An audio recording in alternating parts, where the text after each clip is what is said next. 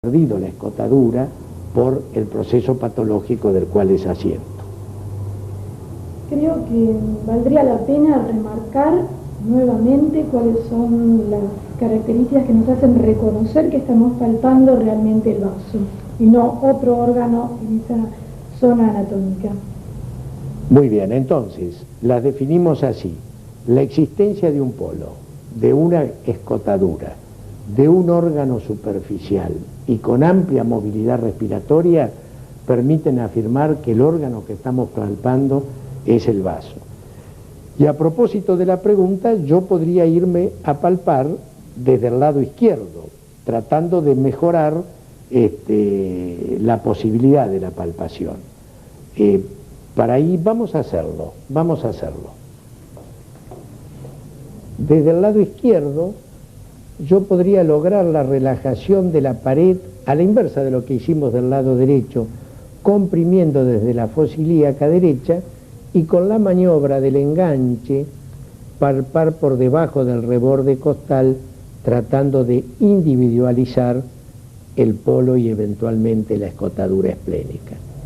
Por supuesto que si yo creo que ahí con esta mano relajo la pared del abdomen. Respire hondo, señora. Muy bien. Hondo otra vez. Si uno está palpando el polo del vaso, también tiene que ir a percutir el espacio de Traube.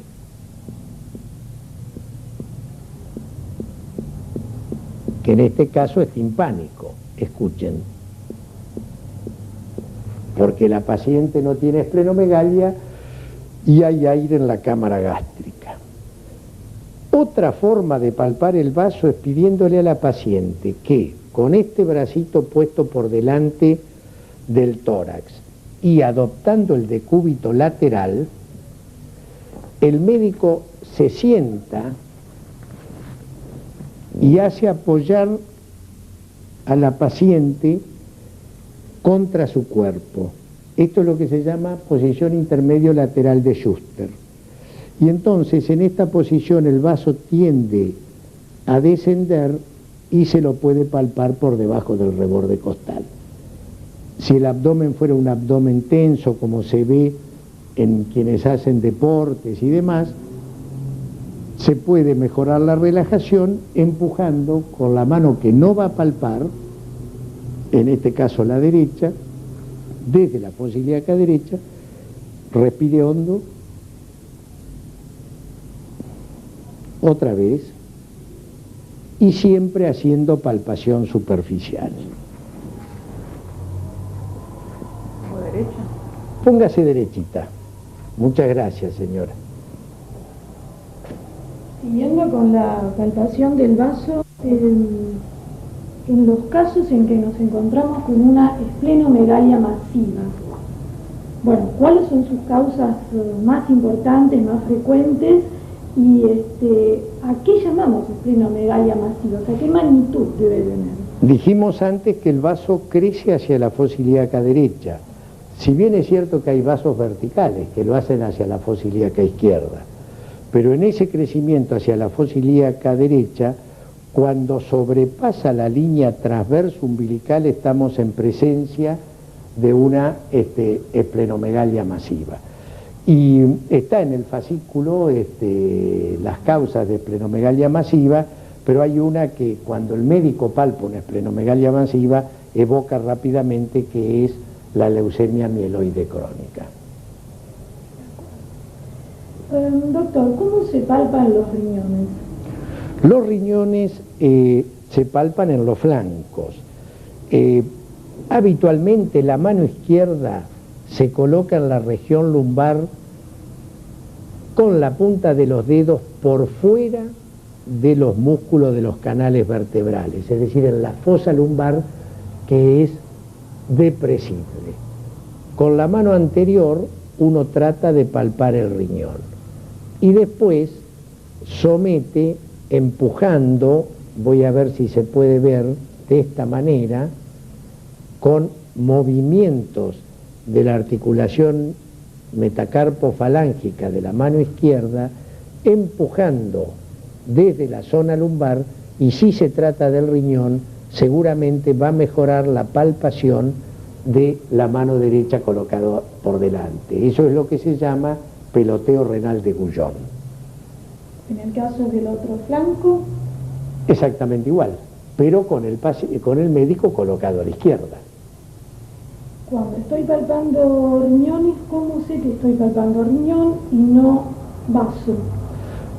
Justamente porque el riñón, al tener contacto lumbar, pelotea, es decir, con esos movimientos de impulsión colocados en la región lumbar me permite palparlo con la mano opuesta, porque el riñón tiene movilidad respiratoria pero mucho menor que la del vaso y porque el riñón es un órgano ubicado en el retroperitoneo, es decir, es un órgano profundo.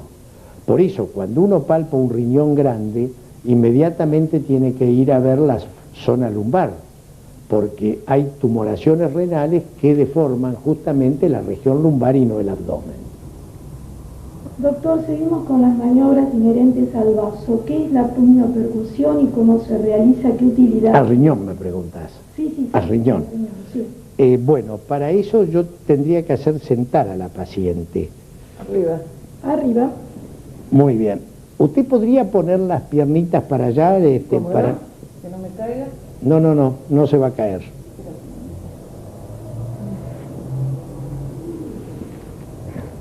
Bueno, habíamos dicho recién que frente a una nefromegalia, póngase lo más derechita que pueda. Frente a una nefromegalia, uno también tenía que ir a hacer la inspección de la región lumbar porque el riñón puede deformar la región lumbar. La puniopercusión, como su nombre lo indica, se trata de golpear descendiendo y pasando por la zona lumbar el dorso del paciente. Uno va, cuando pasa por la zona lumbar, está logrando, en las zonas lumbares, está logrando la vibración, por decir de una manera, del riñón. Se habla de puniopercusión dolorosa cuando el enfermo genera un movimiento defensivo a ese pequeño golpe que de ninguna manera de por sí puede provocar dolor. Tiene que ser suave y comparativamente, de arriba para abajo y de abajo para arriba. Es importante la puniopercusión. Acuéstese, señora. Ahora la tapamos. Es importante la puniopercusión porque... Derechita. El dolor renal responde habitualmente a dos grandes causas. Si es bilateral, habitualmente a la infección urinaria alta bilateral, es decir, a la pielonefritis aguda. A veces una litiasis unilateral puede doler, y lo que duele por puniopercusión en ocasiones son los tumores del riñón. Claro, hablando de este tema en particular, ¿a qué se llama tríada del cáncer de riñón? La tríada del cáncer de riñón es justamente la palpación de un riñón grande, doloroso a la palpación y a la puniopercusión, en un paciente que consulta por hematuria no glomerular, es decir, hematuria con coágulos, con glóbulos rojos que mantienen la forma y lógicamente sin cilindros hemáticos, porque el cáncer renal es de la vía excretora, o sea, de la pelvis renal, o cálices. Y nos ocupamos ahora de los puntos dolorosos del abdomen. ¿A qué se le llama punto de McBurney y dónde está ubicado?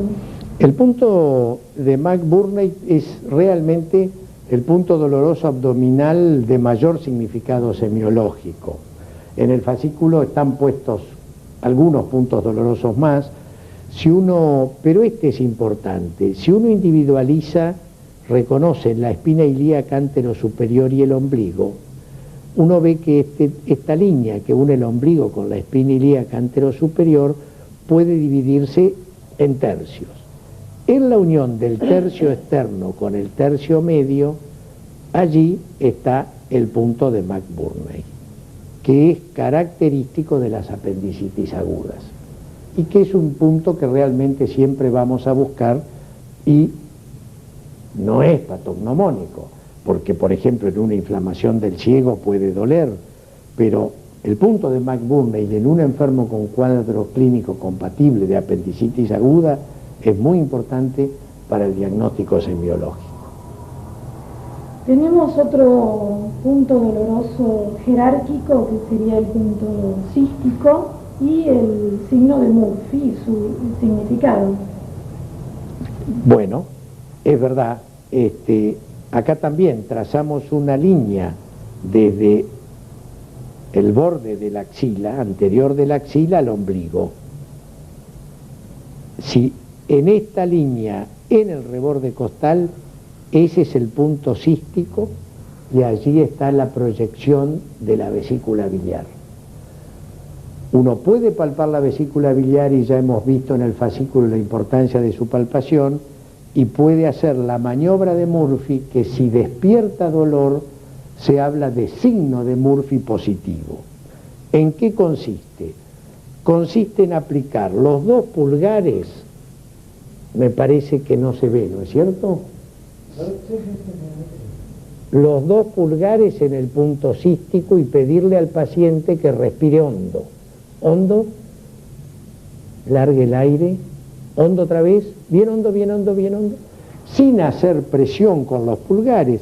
También puede hacerse con la maniobra del enganche en el punto cístico. Si al respirar hondo, cuando se supone que el descenso del hígado que arrastra la vesícula con contacto directo con el diafragma hace que la vesícula vaya a pegar contra la mano que palpa, y si esa vesícula está con un proceso inflamatorio, el enfermo bruscamente deja de respirar, corta la respiración. Es decir, que para buscar el signo de Murphy no es preguntarle al paciente ¿le duele? Porque puede doler el hígado. No, respire hondo con la maniobra de los pulgares, maniobra de Murphy, respira hondo, uno deja la mano puesta sin presionar, la llegada de la supuesta vesícula contra la mano, los dedos que palpan, corta la respiración. Eso sí es el Murphy positivo y tiene mucho significado como patología de la vesícula y de la vía biliar. Hay otra región que también tiene un significado muy importante y que valdría la pena delimitarla topográficamente, y es el espacio de Traube. Claro, el espacio de Traube hicimos mención cuando hablamos del reconocimiento de la esplenomegalia. El espacio de Traube es una región que corresponde al techo gástrico, que normalmente está lleno de aire. El espacio de Traube, como dijimos, tanto en el fascículo de aparato respiratorio como hace un rato, tiene, justamente por el contenido del aire, debe ser timpánico. Y hay causas que provocan matidez del espacio de Traube. Mencionamos la esplenomegalia, el lóbulo izquierdo del hígado, es decir, una gran hepatomegalia izquierda pone mate el espacio de Traube, las grandes cardiomegalias y derrames pericárdicos, los derrames pleurales y los tumores del techo gástrico pueden provocar matidez del espacio de Traube. Fíjense si comparamos lo que es la matidez del hígado, lo que es el timpanismo del espacio de Traube. Bueno, y a propósito de que estamos percutiendo el abdomen, ¿cuáles serían las maniobras más apropiadas para percutir el abdomen? El abdomen se percute desde el epigastrio hacia el hipogastrio, y después se lo hace en forma radiada.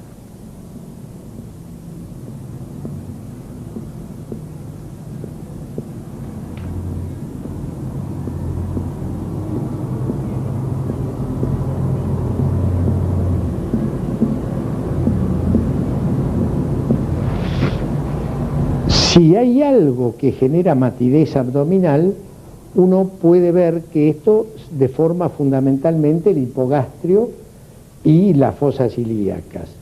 Si por ejemplo se tratara de un gran mioma uterino o un embarazo, la percusión que debe ser marcada en el abdomen tendría convexidad superior. Si en cambio fuera una ascitis, tendría concavidad superior.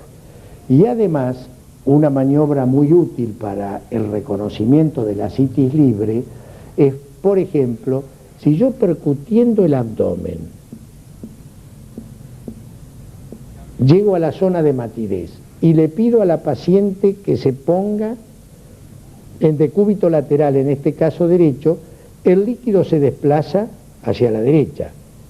Vuelvo a percutir y el abdomen se torna sonoro. Si de matidez pasamos a sonoridad con los cambios de posición, hablamos de matidez desplazable característica de la ascitis libre. Y en el caso de que hubiese un neumoperitoneo, ¿cómo serían las características? En el caso que hubiese un neumoperitoneo, uno encontraría timpanismo abdominal, pero lo más importante de todo es la desaparición de la matidez hepática. Entonces, para no equivocarse por las dudas de que el colon estuviera interpuesto entre el hígado y la pared abdominal, se debe percutir la matidez hepática en la línea axilar anterior. A nivel de la línea axilar anterior es imposible la interposición del colon. Entonces la desaparición de la matidez hepática es signo inequívoco de neumoperitoneo. Neumoperitoneo por perforación de una úlcera duodenal, neumoperitoneo por perforación de un divertículo colónico, etc. Pero percutir, buscar la matidez hepática sobre la línea axilar anterior. Si hablamos de este tema que usted mencionó, del neumoperitoneo, las causas principales, nos lleva inmediatamente a pensar en el ilio abdominal. Bueno, sería interesante remarcar cuáles son las características. Para pensar que un paciente tiene ilio, más allá del interrogatorio, el abdomen está distendido. Y frente a un abdomen distendido, en un enfermo que vomite o no vomite, no elimina gases ni materia fecal, sabiendo las causas de ilio, que hemos hecho una pequeña clasificación en el fascículo, una cosa importante para reconocer el ilio es la ocultación del abdomen con el estetoscopio. Y entonces ahí uno tiene dos tipos de ilio claramente diferenciables. El ilio paralítico, donde ocultando el abdomen, aplicando el estetoscopio en distintas zonas de un abdomen distendido, ilio paralítico donde hay silencio abdominal, de ilio mecánico donde el intestino lucha por el obstáculo y entonces uno oculta el abdomen y escucha claramente ruidos hidroaéreos generados por un peristaltismo intestinal de lucha que son muy característicos. Es decir, que en un abdomen distendido sugestivo de ilio la ocultación permite saber si hay parálisis intestinal, ilio paralítico, o si por el contrario hay lucha intestinal, ilio mecánico. Y siguiendo con el examen de este último tema, eso nos lleva a definir qué son los signos de Bloomberg y de Guénon-de-Mussy. Es una pregunta muy importante y es importante que desprofeso me la hayas hecho al final. ¿Por qué? Porque toda maniobra de palpación que genera dolor debe ser dejada para el final del examen físico. Porque hemos dicho que con la mano de escultor y la tensión abdominal estamos tratando de que el paciente tome confianza y relaje la musculatura abdominal. Bueno, estas maniobras buscan sufrimiento peritoneal, que puede ser localizado, como en el caso de la apendicitis, o generalizado, como en el caso de la peritonitis. Hoy hablamos del punto de McBurney. Si este es el punto de McBurney y genero dolor, si comprimiendo el abdomen suelto de golpe la mano y al enfermo se le exacerba el dolor, ese es el signo de Bloomberg.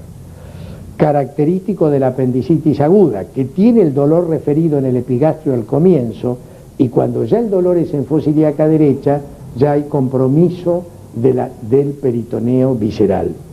El otro signo, el de Guénon-de-Mussy, uno lleva la mano, hace con la mano de escultor que hablamos al comienzo, y en un momento determinado comprime el abdomen, le duele, si el paciente dice que sí, suelta de golpe y eso exacerba el dolor, signo de que no de MUSI positivo, está indicando compromiso peritoneal difuso.